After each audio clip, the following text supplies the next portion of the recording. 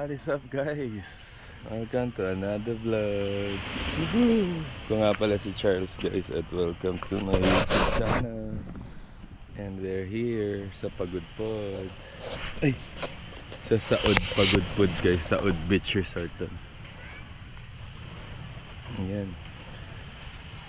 Ito na yun bago dito sa Pagudpod na laging dinadayo.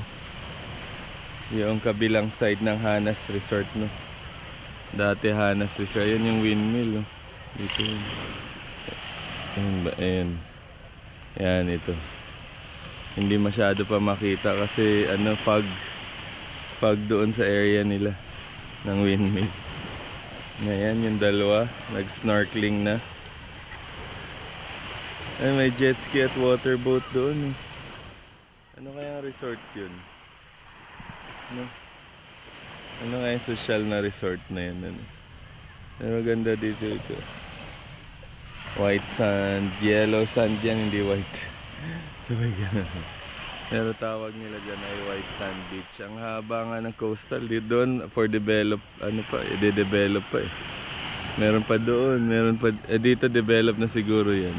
Dito din naman dami pa yun. Daming open space, baka private resort na yun. Tapos nandito kami sa Saud, dyan kami nag-stay sa ilalim. Bawat building or bahay, nipa hut, ang daming rooms. Dyan kami. Ayan. Ang price dito ay 8,000, apat kami, ay 5 kami. 8,000, almost 9K. No? 8 yata. Overnight lang. Mamayang 12 noon ang ano, check-in time 2 PM, tapos check-out time 12 noon. Let's go. Off ko muna dahil ako cha-charge muna ako ng drone. Let's go. Hi guys, and magsiswimming na tayo underwater. Wala akong goggles gamit ng dalawa. Ayun sila. Ang lalim bigla.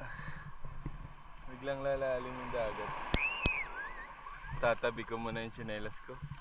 Anong bilis tayo mag-react pag drowning.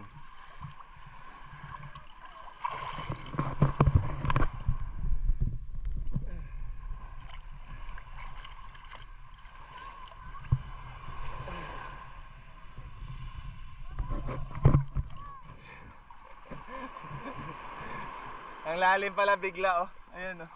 Hanggang dibdib agad.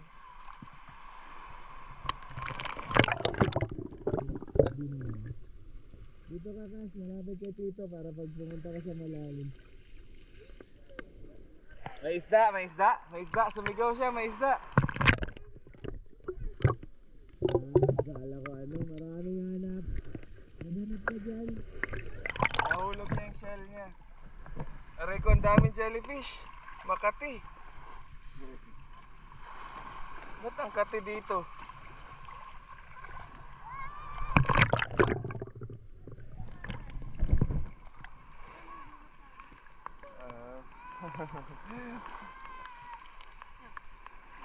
Wow, ang cute. Ayan yung nahanap ni ate. Bibenta niya yan. Magkano yan, ate? Ha? 5,000? Ang mahal. Hakuna Matata o doon. Hakuna Matata. Yun na.